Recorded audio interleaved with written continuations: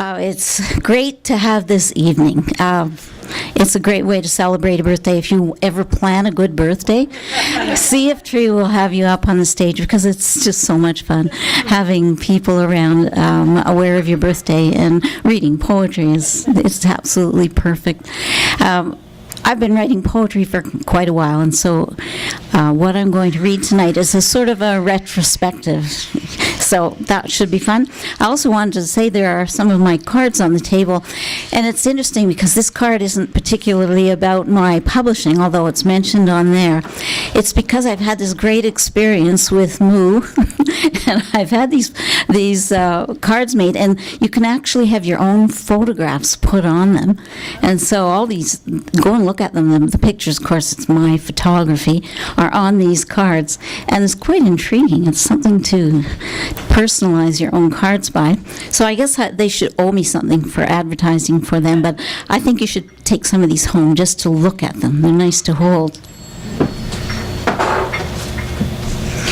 So my first trade book was this one, and it's based on the history of my French father, the Coutu family, and my 7th great-grandmother came as one of les filles du roi. She was 12 years old on a big ship coming across the sea. She was in ocean, and within 2 weeks of her being here, when these ships came in, all trade in the colony stopped for 2 weeks until every woman had a husband. 12 years old.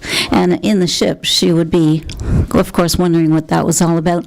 And so the first poem in the book is in her words on this ship, and there are donkeys on the ship, and she's talking about them and all these other women.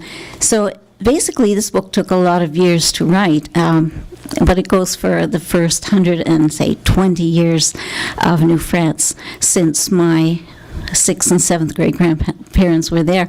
And it's kind of fun because if you have any French in your family at all, there's a page back here, and you could very well be related to me through one of these French names. And this is my 6th great grandfather's signature from his first marriage. So there's a lot of history. If you're interested in history or genealogy, anything like that, this book, I think, would be fun for you to read. What's the title? It's called A Minute or Two Without Remembering. Okay. And it's basically because the French have never forgotten that they were once all French and there were no English here. So I'm going to read one poem. Every poem in this book is written in the voice of one of my actual ancestors. So this person actually lived and was actually related to me. And I thought I would read this one. It happens in 1685, and it's my 6th great-grandfather who is reading. He's been on an expedition, that's why he came over here with the French army to fight the Iroquois. And at that time, they got paid with playing cards. Just like our credit cards or our debit cards, the governor would sign the back of these playing cards that it was worth so much money. And when the money actually came in, because it took time for the gold to come in from France, they could exchange those cards. And of course, everything happened that could happen. There were cheats, there were false cards written, all those things happened. And as you'll see at the end of the poem, the games got complicated.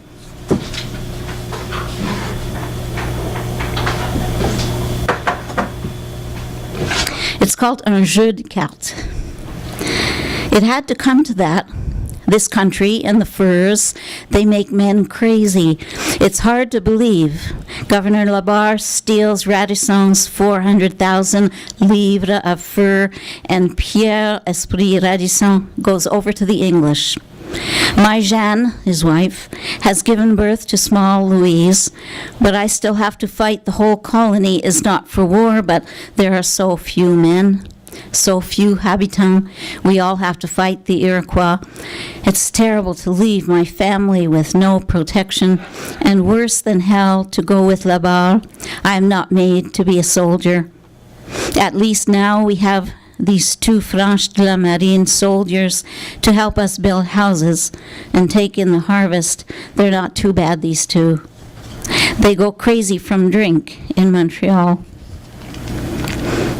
On the seigneurie, they do good work. At least they have their playing cards signed and worth good money.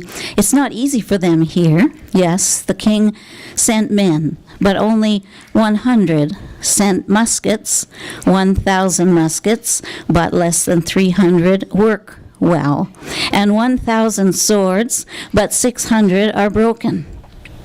Heavy cannon, with no carriages at all. How do we take them into the bush? What do they think in France that we have roads to the Iroquois? Monsieur Frontenac, the one man who understands how to fight in this land, he is called back to France, and when finally the king sends 1,000 men, we, milices, are sent home. We do not want to fight, but it makes no sense to send 1,000 new soldiers from France against 2,500 Iroquois warriors. What does the king expect? Those fancy soldiers know nothing of fighting in the wilderness, and Le Bar gets the blame for everything. Too many jokers in this pack of cars. Louis XIV is not pleased that a painted Indian by the barbaric name of Horiatuati has dared to dictate terms to him, a sun king. No one will be fair to Le Bar, especially when a pack of cards can pay soldiers but are dealt unevenly, and many are switched under the table. So basically, when they came, he was a soldier, so he was given land, and he and his wife built a little house. I did a lot of research on this. In 1706, a bear got into the house and killed 2 of his children in front of his wife, chewed them to death. And that's fact. You can go right to where it happened and look in the records.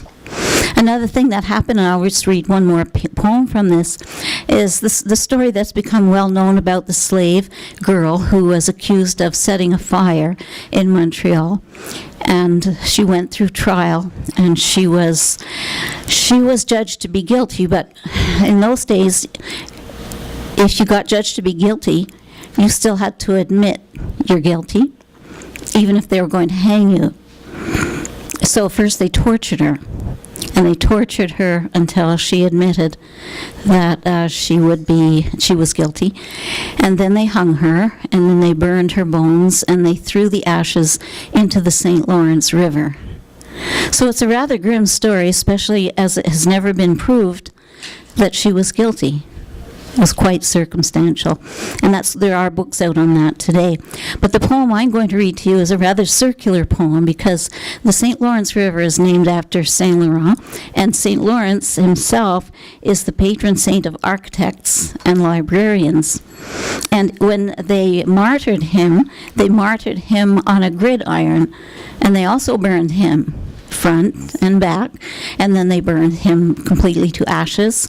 And so this poem goes from the combination of those two circumstances and her ashes going into the river, those river taking the ashes down through all these settlements. People in settlements were using the water river to grow their wheat. Bread would be grown from that. People would eat the bread. It's quite lovely and circular. So this is not too long, but that's what it's all about. Angelique into archive. Woman, black, slave, evidence, lost property, smoking, hospital stone, word of upright citizen. How easy to point. False conscience sinks more easily than burned corpse. Having known fire, St. Lawrence cradles Angelique, carries her light remains towards sunrise. Riverbank recognizes relic, reaches, pulls her back. Water combines ash and bone with mud, soaks particle of truth into field of grain. Truth feeds wheat, informs bread, reincarnates, vibrates, sings in the body. River takes her to ocean, ocean takes Angelique home. So those are these poems, history in poetry.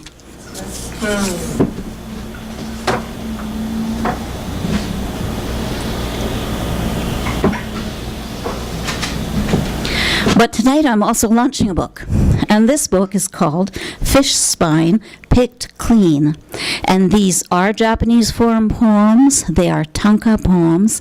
And tanka are, you're so probably familiar with the idea of haiku. Tanka is not a 3-line poem, it's a 5-line poem. And those of you who think haiku is easy, just counting syllables, it's a very wrong idea. We could spend hours talking about that. Haiku is one of the most difficult poems in the world to get right. Tanka, on the other hand, gives you that little leeway, because whereas in haiku there's things like you should not put emotion into those things. You should let that come out of it with the juxtaposition. So we'll get away from all of that. This one, if you want to put emotion in, you can. So they're, in some ways, they're small, they're very human, but they're very complete kinds of poems. The book is divided up into sets of nature poems, love poems, etc.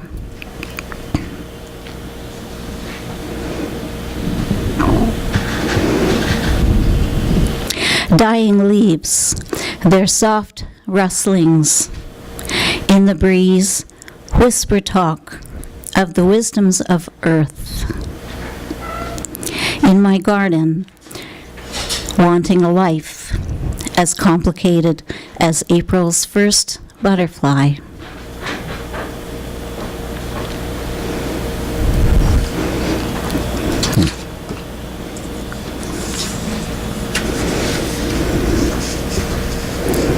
Oh, same page.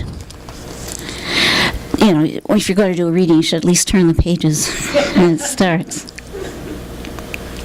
Looking for her ring, this atheist prays, good St. Anthony, please come round.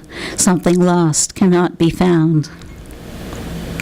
My mom baked cookies and cakes, measuring how much love she might get back.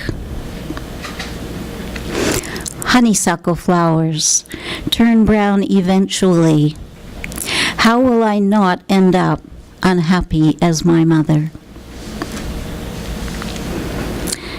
On my lapel, Mom's rhinestone brooch, as if it might one day whisper one more message. Home economics, sewing, cooking, baking, but nothing of loving, or the difference between liking and loving.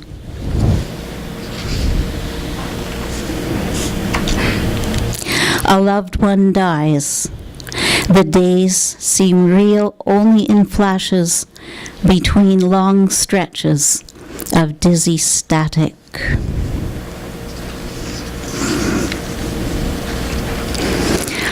The thing about haiku is you're not supposed to, they're not funny.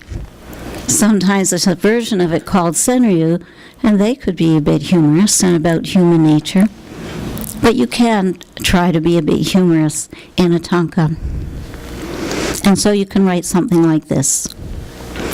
The lawyer's pinstripes. She is paying for poison monk... The lawyer's pinstripes she is paying for poison monkhood in the back corner of the garden.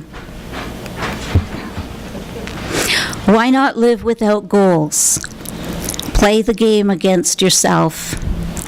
One of you will win. Evolution, survival of the fittest.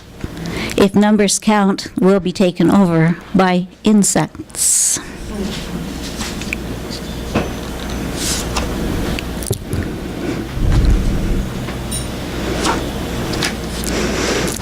Some of these poems are from other books that have been previously published, and some of them are over there on the table. There's a book that is all about a relationship I had way before I met my current husband, so he's sitting over there in the corner. He has to ignore this. He lived in the States, so I'd have to cross the border to go and see him. Step on the gas, zoom from 80 to 100 miles per hour in 5 seconds, something like that the first time. I hold the pear in one hand, then the other, your cool palms on my breasts.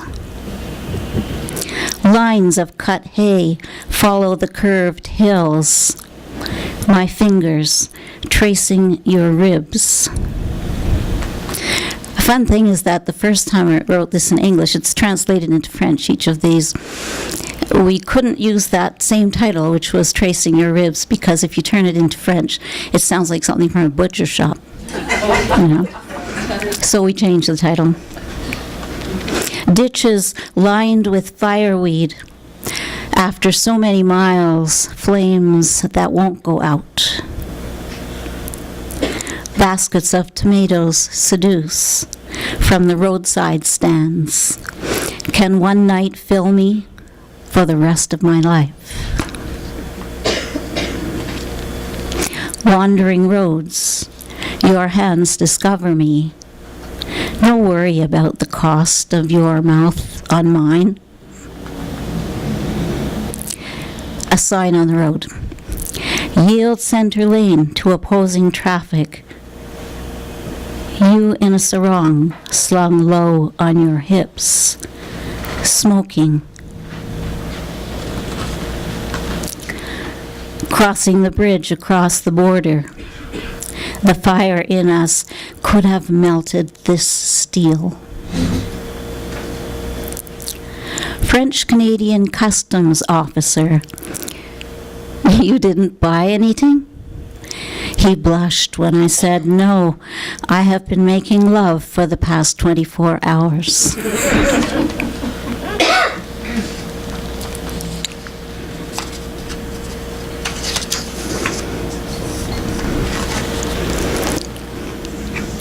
So these are about different kinds of relationships and situations. Watching water striders. Our words tread the surface, then sink. All night walking up and down the dirt road, quarreling with the moons, don't see him again. Desperate to hear wait for me, emotions stirred by a drift of petals and their scent. How that evening your eyes shone as the sun slid into the shadows of the glade. And this is from the title poem. This fish spine picked clean, end of conversation. I'm going to have 3 poems that I'm working on now.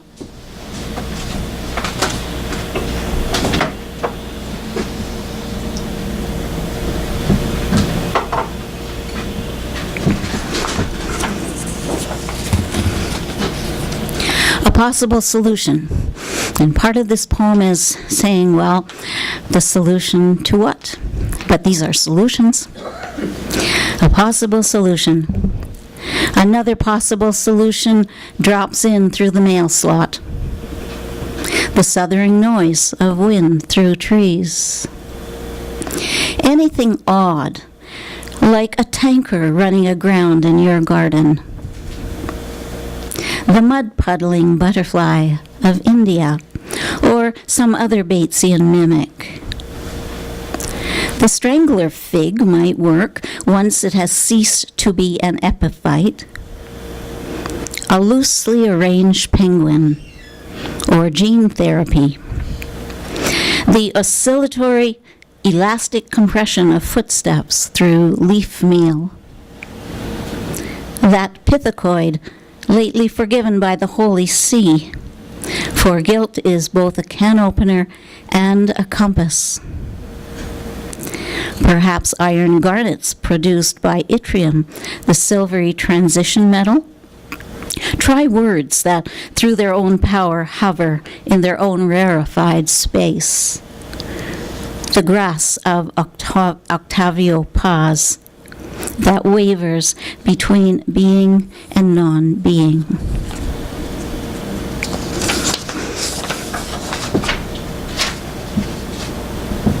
So the title of this poem is called Work is X, Y is Play, and it comes from something Einstein said.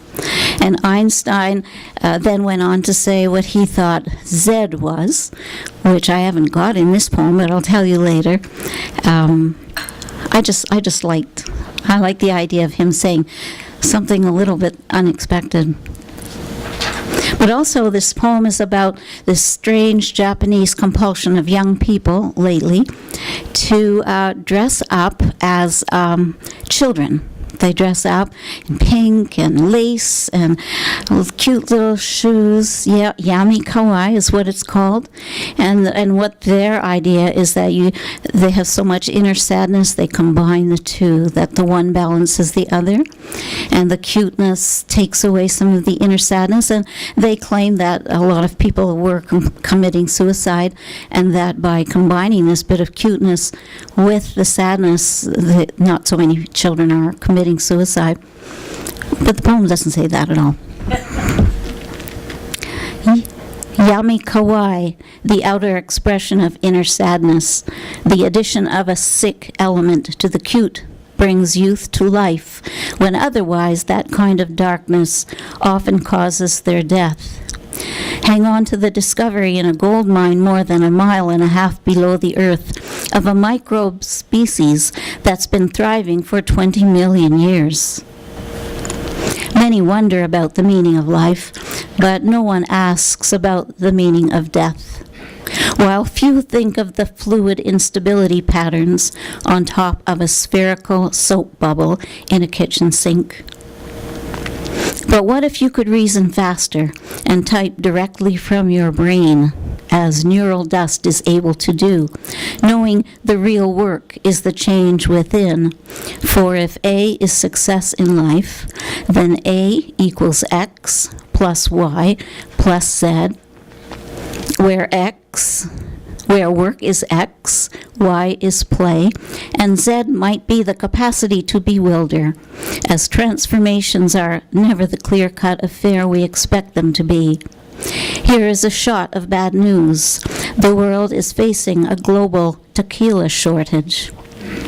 Y is not as simple as you might think. Y is an onion. But from Poe we get that all we see and seem is but a dream within a dream. And sometimes the dog doesn't actually have to bark. Truth is not single. There can be no simple truth on this much dappled morning. The flock of clouds, frayed like overly laundered collars, and the floating area around words, tossing us into another world that glistens with the imaginary, with what keeps all cute possibles alive. Does anyone know what Z actually meant when Einstein said it? He said Z might be keeping your mouth shut. One more poem.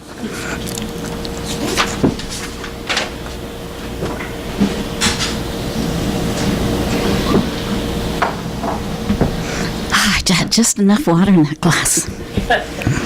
This is called posits, and posits are basically ideas that you put forth. There doesn't have to be any special rhyme or reason to the arrangement, and so probably there is none in this set. But it is about the fact that as children, we trust our parents, we believe what we're told, we learn their religion and their way of living, and sometimes what they're believing isn't quite what we think that they are believing. Posits. The child trusts what she is told, matures into thinking she is the owner and master of her own mind. A dream of a room at the top of a house, a calm place where our unconscious lives, whereas a cellar dream brings on the uneasiness of dark, the gardener disposing of one more body in a planter. This third verse is not a good verse. And I've taken this particular poem to the Ruby Tuesdays, and they And we talked it through, and they gave me some great ideas, which I went home and changed, and I printed the wrong version. So the bad verse, the too obvious verse was, once upon a school there were the 17, which basically is not a good verse because it only relates to now. 3 years from now, no one will know what that verse meant, even if they get the idea now. However, shift focus to scientists in Antarctica finding meteorites from Mars, or the splendor of a honeybee's compound eyes, those 6,900 tiny lenses, also a plasmid's circular double strand of DNA. Look at these birches now, reminding me of loneliness, of being lost, of eternal homelessness. How we all have our own places like this, our own rhubarb patch, our own mourning doves, our own melancholy. All is transient, arbitrary, coincidental, and obscure. Yet I am still not sufficiently at ease, at peace with myself. The child gathering flowers hears the mother's tale of a white-winged moth who thinks it will look more beautiful closer to the flame, while the moth, steering by moonlight, knows the candle is the moon. Thank you very much. Thank you.